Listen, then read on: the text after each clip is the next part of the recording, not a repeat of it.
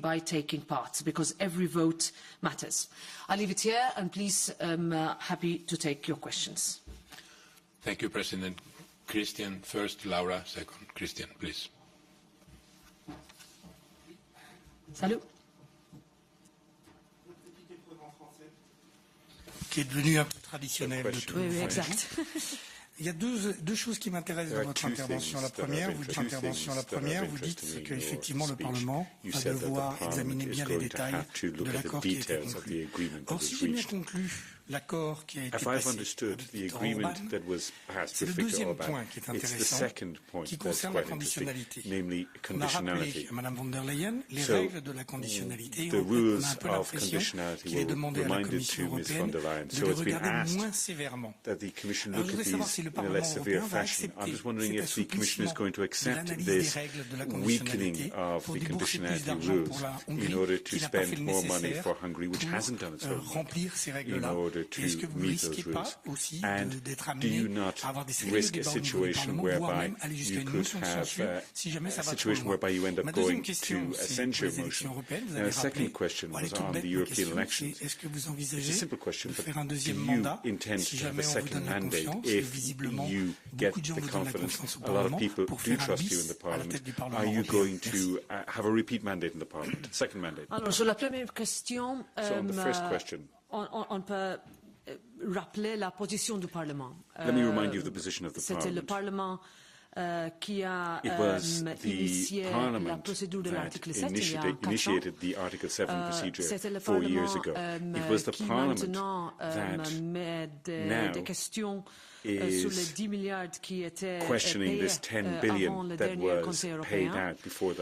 Et ça, pour nous, n'est pas fini. Il y a un processus devant notre commission des affaires juridiques et on va voir comme institution qui garde avec beaucoup de sensibilité et beaucoup de priorité pour nous et pour nos citoyens l'état de droit et aussi It's important for our citizens. Conditionality is important for us as well. It was a priority of the Parliament to have conditionality. To have conditionality when it came to the disbursement of funds for all member states. For us, this situation of treating all member states as being equal, well, that is the priority. It's going to be the priority, not just in my mandate, but in the next 5 years. We're going to very much engage with the Commission because the next Commission as well is going to have commissioners who be committed to these processes. It's very important for us because for years now we've been asking for the rule of law to be a key principle. And it should be a key principle not just for the budget, but when it comes to our values. It's something that the citizens are asking of us. And it's especially important given with the upcoming elections. On your second question, I don't like to talk about myself, and I'm going to have to focus on this democratic process. We're very proud of the democratic process we have in our member states. I'm visiting all the member states. I'm doing a tour of the member states, and I am talking not just with local authorities, with national authorities, but with young people as well. The big challenge we have is to encourage young people to vote. La situation aujourd'hui avec les agriculteurs, if you look at the situation with farmers, that's a major responsibility we have as well. We need to talk with all the sectors, with all the people who want us to solve their problems. And that's what I'm going to focus on in the 5 coming months. I visited 5 countries already. I still have a lot more to visit. I have to go to my home country as well. And that's the task I'm going to concentrate on all the way up until June. Ask for a question. No. I won't answer. 2 Lauras, maybe. We can take both Lauras. Please, yes, you can start.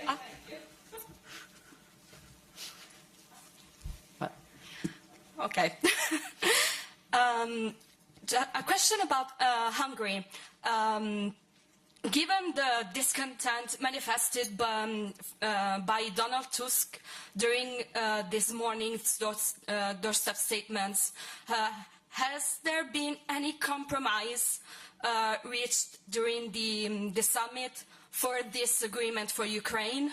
And about the election, if you gave some guidelines, or if you can pass the term, for how to handle these difficult elections, especially given the another rise of populism in Europe. Thank you.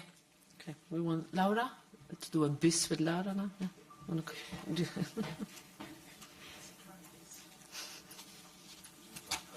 Our parents are not very original. Hi, so I have two questions. First of all, is on the MFF deal, if you have any specific date by which Parliament could give consent, if it would be in the plenaries this month or later. And my second question is not UCO related, but this week we learned that an MEP has been acting as an FSB agent for some years, and I was wondering how the investigation on this is coming along, what measures is the Parliament going to take, and if your services have learned of any other similar instances recently. Yeah, thank you very much. So there's an overlap between both of your questions, and I will take that together. First of all, on the first question of Laura, I think we should focus on the fact that today is a good day for Europe. We have to do that. We have been for many weeks keeping our Ukrainian friends on tenterhooks as to whether we would reach an agreement, and the fact that it was reached so early on is also thanks to the hard work done by a lot of our leaders in order to bring it to a resolution which includes all 27. It would have been much less ideal if we would have had an agreement at 26, and that was important for us. It was also important for the Parliament that this agreement of an additional 50 billion Ukraine facility was taken from within the Ukraine budget, because that influences the ongoing trialogue on the Ukraine facility, which is important and affects the speed with which we have co-decision on this agreement. In terms of what we would, of course, have hoped that it was more ideal if there were no conditions tied to such an agreement. We are in a situation where we would continue to urge that the unity that we found over the past years on Ukraine, on the 12 packages on sanctions with regards to Russia, on also the decisions by majority that we've taken on the Migration Pact, huge legislative advance since the last time I was in this room at the last European Council. So I would rather focus on that today and hope that we can continue to count for this, because that's what our citizens want. Our citizens want solutions. They do not want to see a Europe that is divided. They do not want to see, although I can share the frustrations expressed in the doorsteps today, absolutely, but I think perhaps if that aided for us to find a solution, let's focus on the good news and the compromise reached. On the guidelines for elections, this will tie in to Laura's second part of the question. Yes, I was asked by a number of prime ministers on disinformation and misinformation, the impact of social media platforms, and how this could be framed within the application one of the Digital Services Act, which entered into force last autumn, the negotiations that we're currently having with the social media partners that will be helping us as an institution to run an EU-wide campaign in order for our messaging to filter through the onslaught of propaganda that is filling social media feeds, including, I can tell you, those of my own children when I see what their feeds are filled with, and my children have reached voting age now.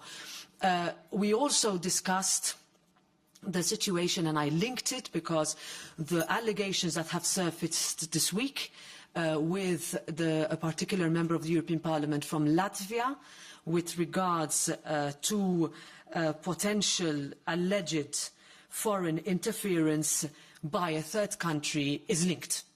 The risk this brings to our institution, not only from a reputational perspective, but from a security perspective, and also the risks it could hold for the election that we are gearing up for. It is one that we are taking extremely seriously. I have referred the case to the Advisory Committee on the Code of Conduct, which means that investigations within the European Parliament have been opened. You might recall that we have revised the rules and beefed up this advisory committee on the Code of Conduct following allegations and revelations last year, which I'm very proud that as a parliament we've gone so far on, and that means that now violations of Code of Conduct will also lead if cases are proven, for the announcement of sanctions in Parliament's plenary. Furthermore, in light of safety and security concerns, I took the decision that the event hosted by the member of the European Parliament in question, scheduled for yesterday, 31st of January, would not take place in the premises of the European Parliament. That was deemed by myself and all the services to be the necessary action to take. It has also put us on the alert. I am in contact with the Prime Minister of Latvia and countries and their leaders that are worried that this could be replicated in other situations, whether in the current legislature or the future one, and it is one that we are taking extremely seriously. Perhaps one last point, and this is also with regards to what we saw happening last week in the United States. In the primaries for the US elections. This is something that we should be prepared for too. In the European Union. And whereas it is not yet time, or it might not happen yet in June for the implementation of the Artificial Intelligence Act, where we specifically spoke about and are legislating on the potential interference of voters' behaviour and manipulation of such behaviour as a real threat to our democratic processes that could manifest themselves, perhaps not already in June, but in future elections, very much something that was at the core of the debate that I had with the Prime Ministers today. On the date, we will have a vote on the consent on February 2. In other words, not next week in plenary, but the next one. D'autres questions? Lorenzo? Any other questions? Lorenzo Consuliasca, News Italy. I have two questions. Concerning the agriculture concerns, the farmers' consent and the farmers' protestation that in this moment are very visible in Brussels and around the European Parliament. If I understand well, the Parliament is having a debate next week in Strasbourg on this. My question is, are you not worried that this would, let's say, feed sort of a populistic view of Europe? I mean, yesterday the minister from the Italian League, Salvini, here in Brussels, in the Parliament, said that the European Commission led by von der Leyen was a disaster. And now a disaster, the European Commission that actually was and this Europe that actually had the recovery plan, the RRF, and that accomplished 3/4 of the Green Deal at least. I mean, are you afraid that this would feed populism in the elections, this kind of protest, and what kind of answer can be given to the agriculture world, to the farmers?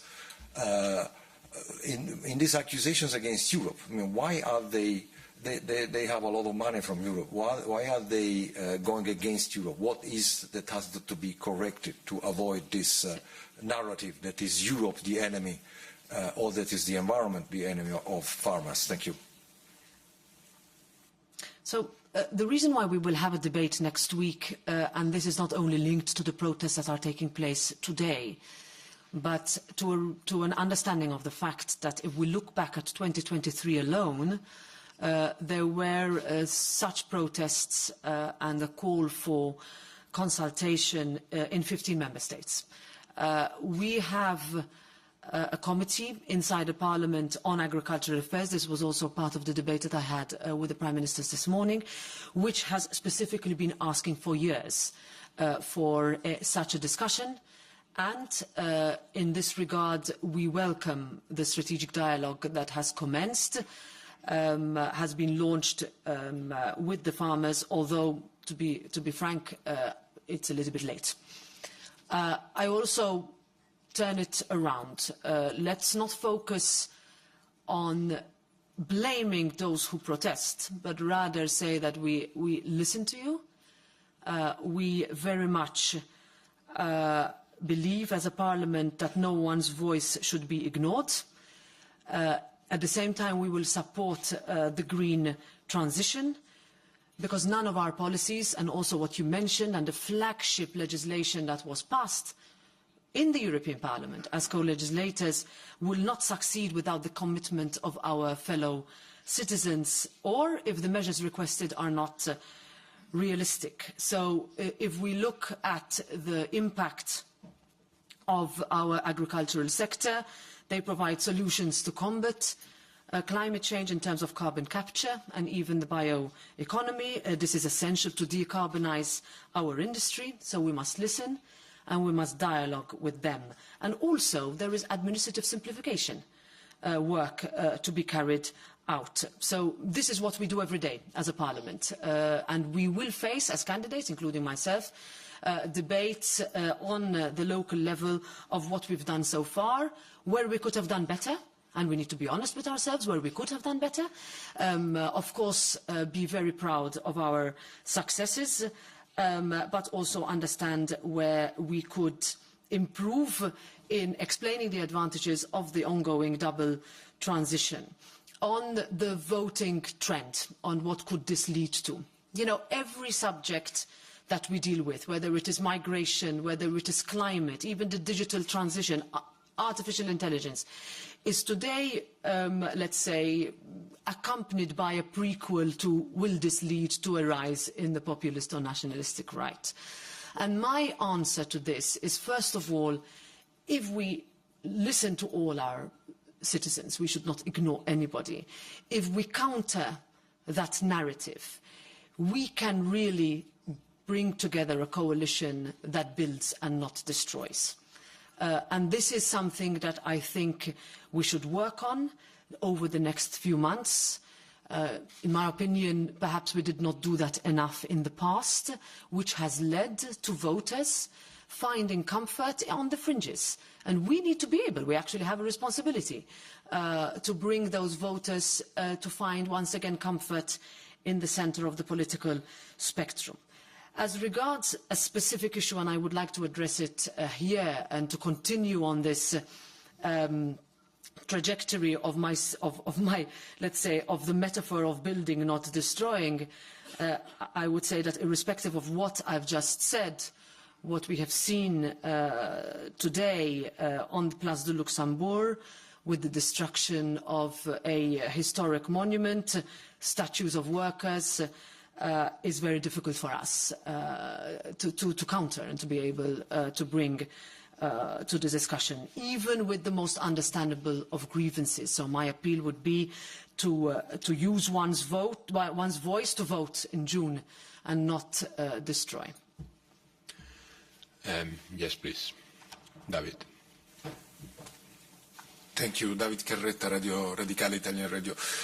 Two questions, if I may. The first one is a political judgment by you on the compromise with Orban, in fact. The conclusions are quite clear. The European Council is implicitly asking the Commission to unblock some funds. We don't know how much, but at the end some billions to Hungary. And this is the result of a blackmail for basically 2 months by Orban, who received 10 billion in December. So I would like to know, what do you think about these blackmailing tactics in the European Union? And the second question is a more general one on the role of the Parliament. You correctly said that there is not just an increase in budget, there is also some cuts on Horizon, on heading 6, which is neighbourhood policies, health, and so on. And the position of the European Council is clear, take it or leave it. The Parliament should give its consent, and that's all. We have seen that also with the economic governance review, and at the end of the day on the migration pact, because the final result was basically the compromise at the Council. What's the role of the Parliament in all of this? After 5 years and 2 years and half of your presidency, with you asking to your colleagues to be more, let's say, active on legislation and political level and so on, what is your conclusion at the end of this mandate? Thank you. Well, the conclusion is one of, let's say, continuing to insist on upholding of our institutional role, as we did during the pandemic and the ensuing energy crisis, that we insisted that we can, as a parliament, and we did, when asked to act with urgency, more than we've ever done before, with speed, we stepped up to the plate. And I would say with big improvement on how things used to be done before. And in fact, our argument has been, don't use the length of procedures as an excuse to ignore the Parliament or bypass the Parliament. And I think that we have seen an improvement of that. If you think that we agreed on gas storage and the ammunitions deal in 8 weeks, and today we'll look at the fact that we're still waiting for the implementation of that agreement. So we could be asking the same question back in terms of where the institutional cooperation and loyalty between the institutions and also predictability of our decisions has happened. So that would be my reflection of looking back, with a reiteration of the fact that we will, as I said, look at the details of the deal reached today, that there will be a serious discussion. Trialogues are ongoing, also before consent is given, and that is our institutional role, which we take very seriously. In fact, one of our appeals months ago was about the fact that we would not have liked today's deal to be taken outside the budget, and in fact it was not taken outside the budget, because that would have been excluding the Parliament. In terms of the first part of your question, I would say, as I said earlier, we will always protect the rule of law. The case has been brought, questions will be asked, have been asked. Is it an ideal scenario? No, but have we found unity and unanimity today? Yes. So I think we should welcome that, and we should really send the strongest of message, which is the opposite of what Putin would have wanted. And maybe one last question. Yes, please, the lady.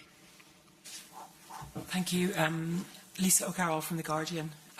Just 2 questions, one on Orban, or 2 on Orban. Can you give us an idea of what he said when he came into the room, after the agreement had been informally taken with the leaders? And secondly, just to pick up on David's question, do you understand that this addition on conditionality, this extra paragraph, is about something to give to Orban, or is it just something to remind Orban that there are effective sanctions against him on future blackmail, etc.? And then the second question is about farming.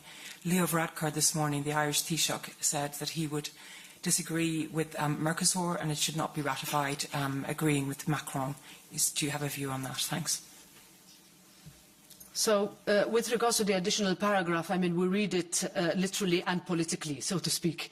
And as we know, our experience tells us about European Council conclusions is that they are an extremely delicate balance of making sure that you can have the 27 leaders around the table coming to what is effectively a deal. As I said, would it have been more ideal if we reached this decision In December, of course, does Ukraine need this money yesterday? Of course.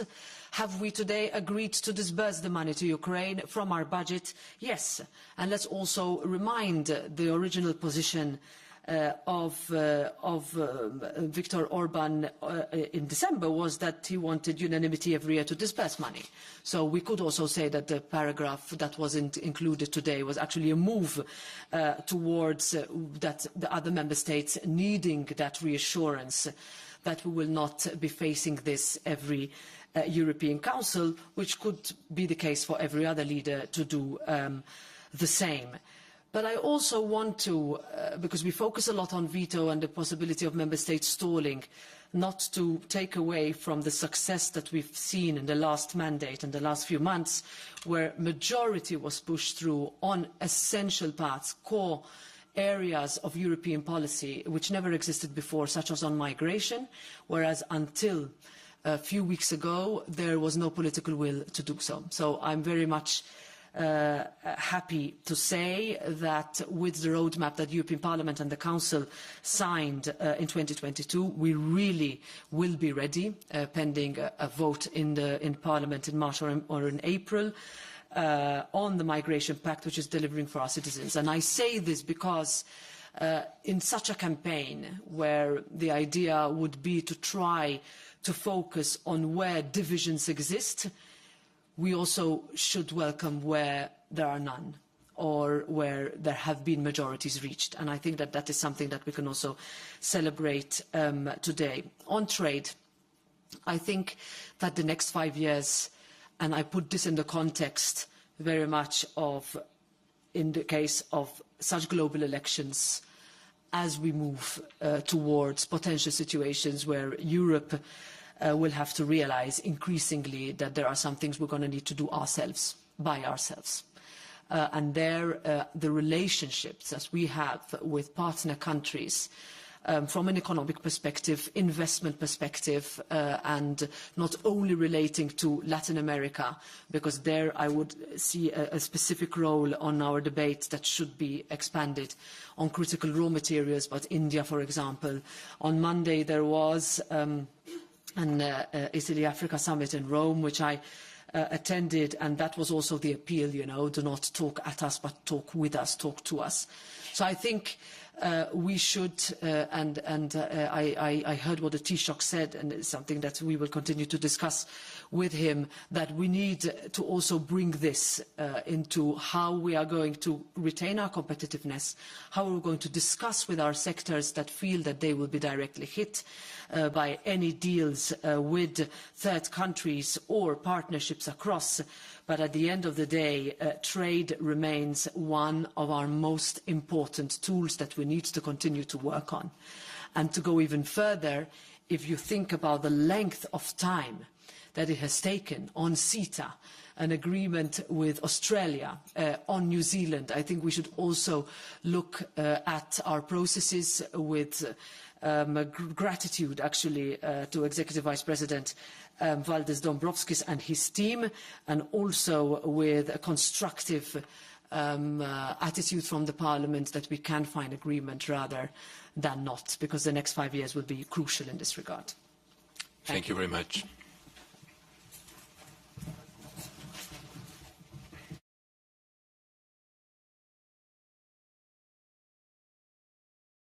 Two years ago, that we will stand with Ukraine for as long as it takes, from a moral standpoint, but from a strategic one too. Because in doing so, we knew that at a time would come where and that moment is now. And for the European Parliament, we were very clear from the very beginning that there was the details of this deal. The Parliament has been very clear in its not reduce our funding for health, EU for Health, for example, and Gaza.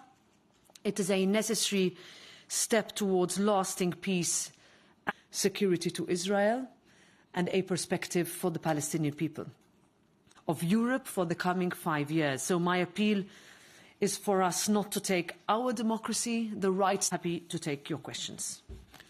Thank you, President.